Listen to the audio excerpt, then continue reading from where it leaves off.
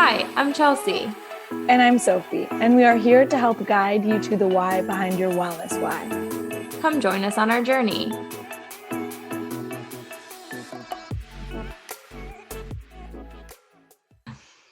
Sophie, so I'm just going to dive right in and ask you the question that I'm dying to know what your thoughts are.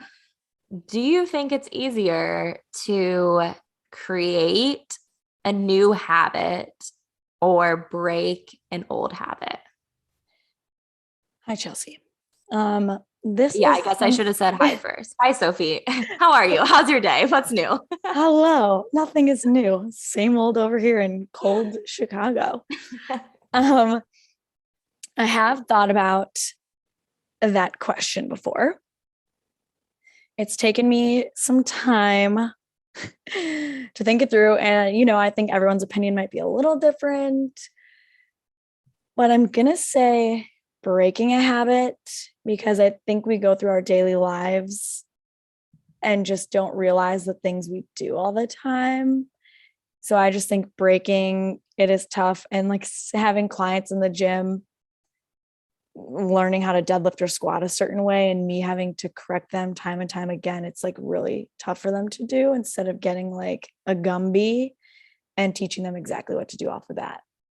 I would agree. So, something I know you and I have talked a little bit about, and it's really, in my eyes, I think it's really interesting to think about is as adults, aren't we technically always trying to break habits because the new habits that we're creating is probably just an adjustment from a habit already created. So, like, let's take a really simple example. So, when someone comes to me and says, I want to drink more water, it's not like you aren't drinking water. Well, you might not be drinking water, but it's not like you've never drank water in your life, right? Yes. It's like there's some habit already created with drinking water, and you're trying to improve that habit or change that habit, right? You're technically breaking the habit of not drinking enough water. And then adjusting slash creating a new habit, Yeah. On top of that. So it's just interesting to think about the way as humans, we really categorize like creating a habit and breaking a habit of two separate things. But if you think about it, they really go hand in hand. Yeah, I agree with you on that. Something else that I don't know if you have ever thought about it this way or explained to your clients, but a good analogy that I use with my clients that I just now thought of is I always compare creating a new habit as an adult to like learning a new language as an adult. So if you think about it, when you are a kid, and if a child is trying to learn multiple languages at once, it's a little bit easier for them. They pick it up quicker because they don't have like years and years and years of, already knowing only like one language versus as an adult, if you try to learn a new language, it's probably going to take a little bit longer because you have like years and years and years of knowing your pronunciations, your language, like so on and so forth. So it's if you think about it that with habits, it's kind of the same thing in terms of like creating a habit as a kid. You haven't already created that habit, so it's new to you versus as an adult, you are potentially fighting years and years and years of a habit that's created. So it might take a little bit longer. I like that. I agree. So, Chelsea, are all habits good habits? No, I don't think so. I don't really think so either. Yeah. I mean, I think when we focus on habits, they're good habits, right? Like nobody ever comes to us saying, I want to create this habit and it's a bad habit, right? It's like when we set our intentions or think about our habits, those are usually good habits. But unintentionally, just through lifestyle, environment, family, friends, whatever, unintentionally bad habits are created. And I think the past 2 years is a great example of that. Like when things happen that's out of our control, a pandemic, things closing, whatever the situation might be, unintentionally, not on purpose, bad habits might be created. Yeah. And do you have any tips to help changing habits? Oh, yeah, definitely. I could go on and on and on about this topic if you haven't already figured that out.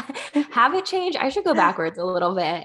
Habit change is one of the major things I work with clients. So many people, and I think you could probably relate to this too, Sophie, with exercise. So many people come to me initially or might not even come to me at all and just think a dietitian is going to tell you what to eat. So like, just tell me what to eat and I'll do it. And that is not my job.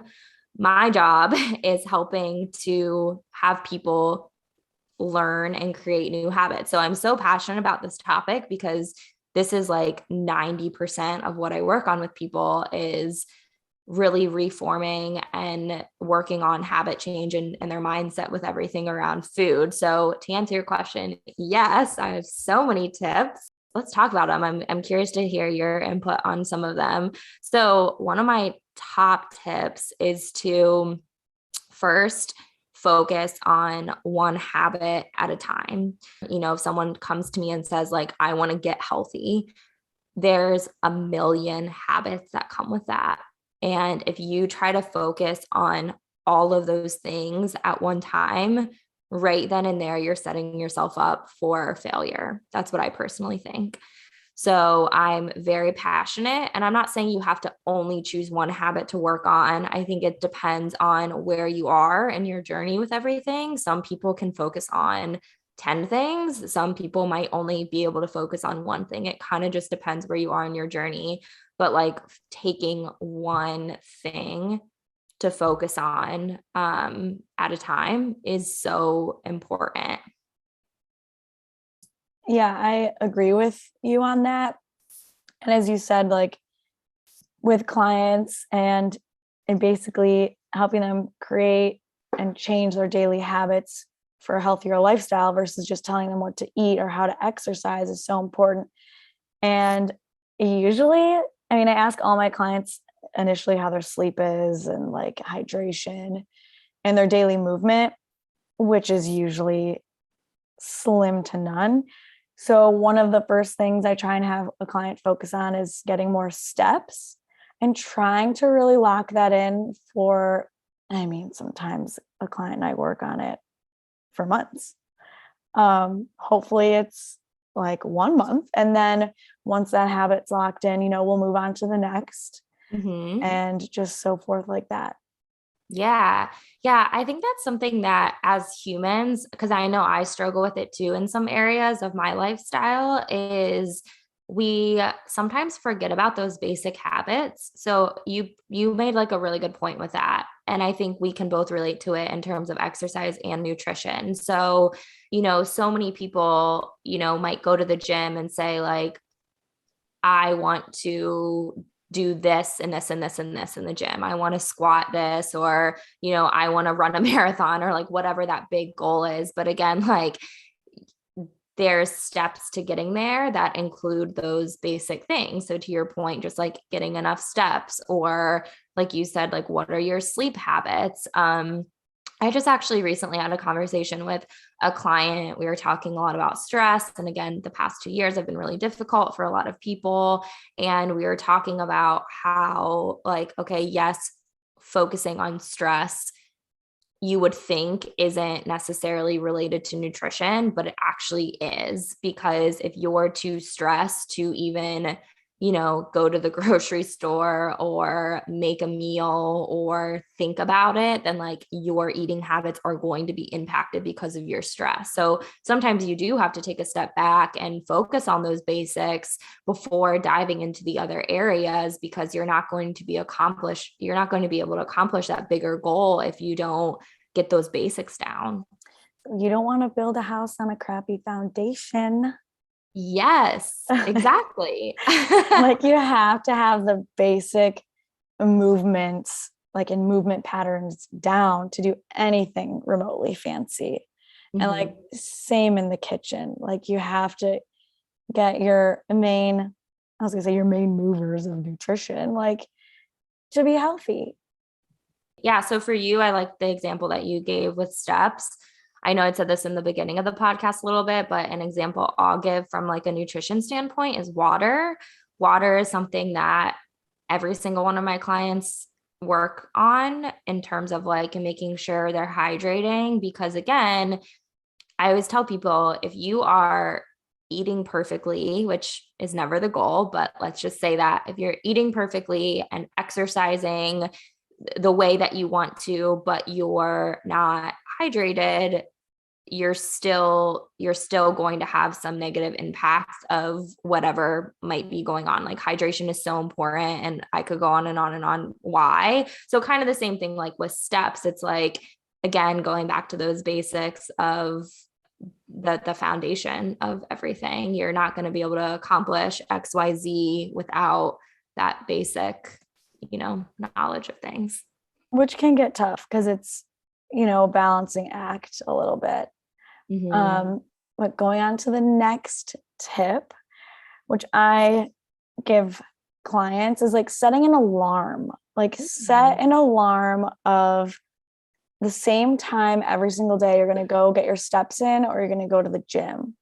Personally, like being an athlete in high school and college, like everyday practice is at 4:00. You had to go. So like try and relate that to my clients, and I would try and pick a time of day. You will set an alarm, and no matter what, you're going to like try and clear your head, go do something for 20 minutes. Yeah. Piggybacking off of that, I'll say too, and it does go with setting an alarm, is like a calendar invite. So again, like just like someone would set up an appointment with one of us, even when they're not working with us, it's like you can again use thinking about nutrition, exercise like a meeting. So instead of just saying like, I'm going to go to the gym, putting it on your calendar, because we're all busy, right? Like if it's not on your calendar, it might not happen. So I think that's great. Like setting that alarm, putting it on your calendar, whatever works for you, there's no right or wrong, putting a sticky note on your laptop, whatever works for you, just a reminder of somehow, whether that be an alarm, an invite, something along those lines. Yeah. One of my clients recently told me that she has it, I think at 11 or 11:30 on her work calendar. So everyone in her office and like boss can see it. And all it says is get outside. Because right now we're working on getting more steps, and it's on her work calendar, which is good. And it's a good thing for your employees and boss to see. They're like, oh, Sophie's taking care of herself today. Like, good for her. Yeah. Yeah. I love that. Okay. So setting an alarm, the reminder, that's a great tip. Another one that I will give is giving habit change time. So, just like I had mentioned with the analogy of learning a new language, it takes time for a new habit to be created. I think they say like it takes 21 days of consistency.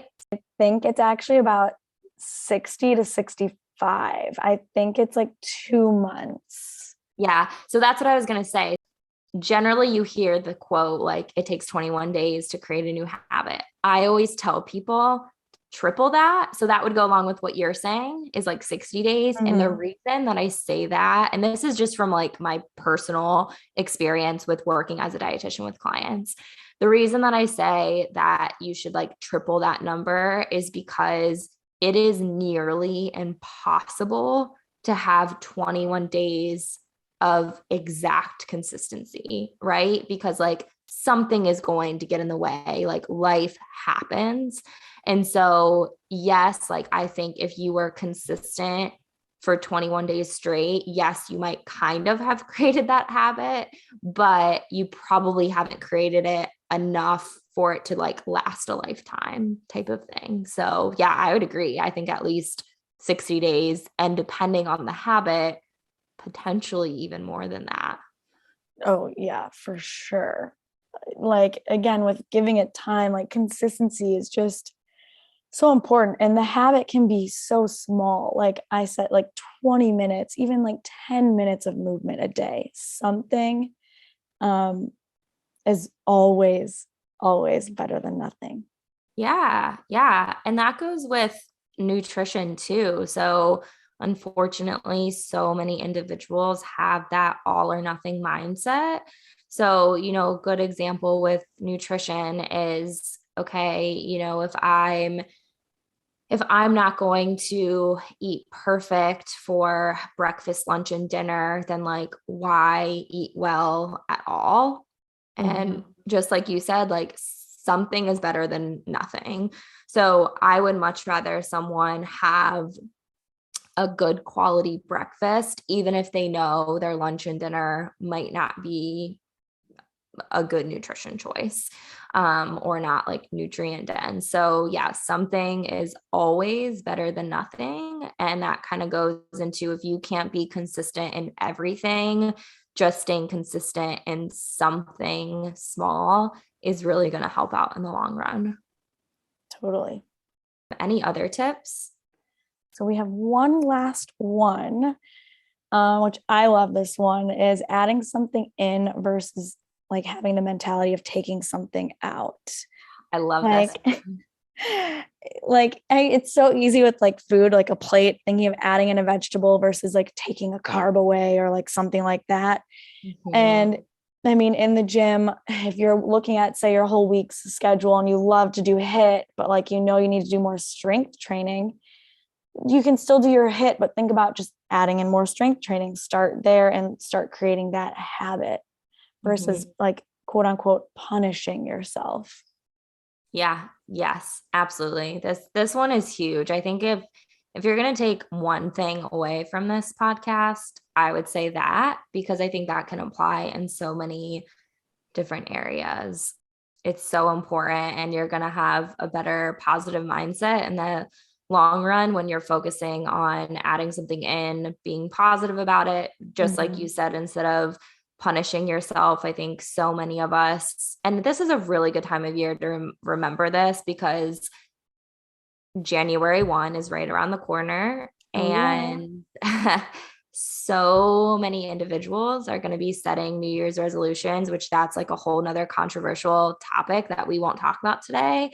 But think about your New Year's resolution you're about to set for yourself, or you've already set for yourself, and I'm questioning you. Is it something positive that you're adding in, or is it something negative that you're taking it away? So if you're out there saying, like, I'm going to stop eating carbs, or I'm going to, stop doing this. Again, not saying that's bad, but is there something else that you could swing that in a little bit of a different direction to then be adding something in?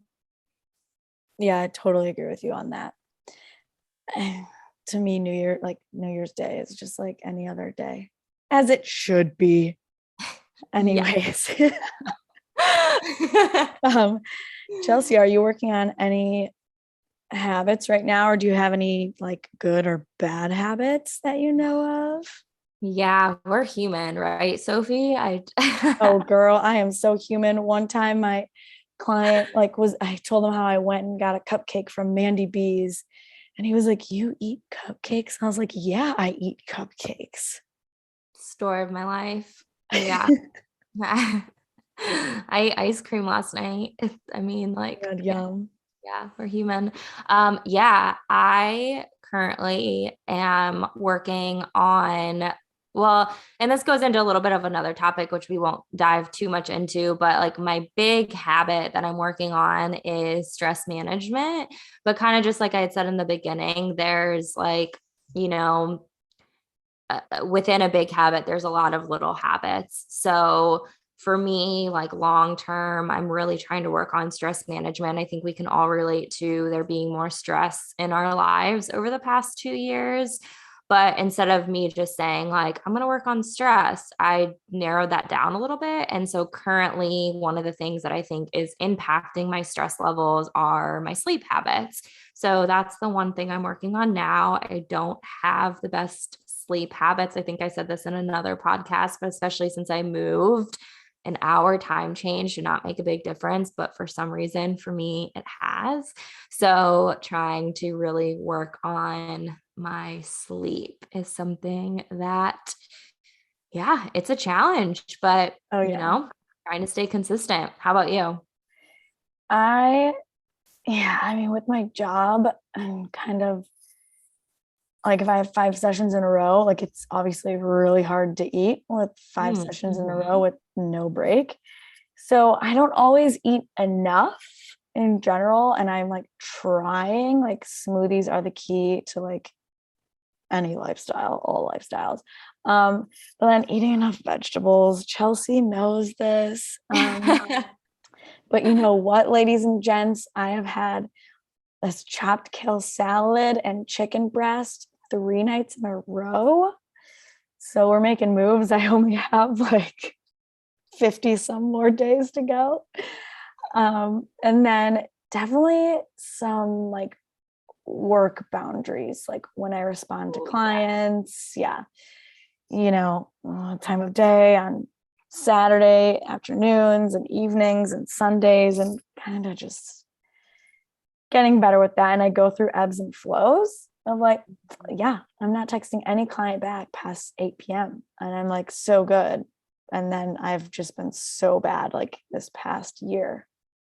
Yeah. And I think that's a good point too, is like habits can ebb and flow. Again, I keep saying like the past 2 years because so many people I think can relate to habits changing over the past 2 years, but like it's okay to take a step backwards and like have to refocus on a habit because something in life changed.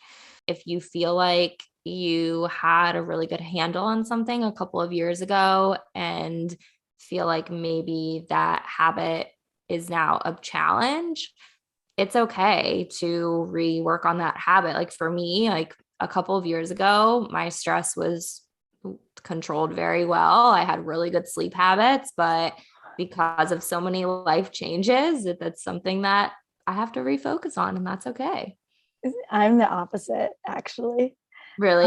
Yeah, like, well, a couple of years ago, I was at a commercial gym and I was working from 6 a.m. to 8:30 p.m. and I was working 7 days a week. And I was like, I got a piece out of this. And becoming my own boss, surprisingly and oddly for now, my stress levels are like very low. That's great. Which I know I'm so lucky. And I'm sure it will not always be that way when I have my own gym someday. But I'm enjoying it while I got it. Sophie, the last thing I want to ask you is what helps you create a habit? Like for you, what type of thing like helps you better create that habit? That's a really good and very tough question.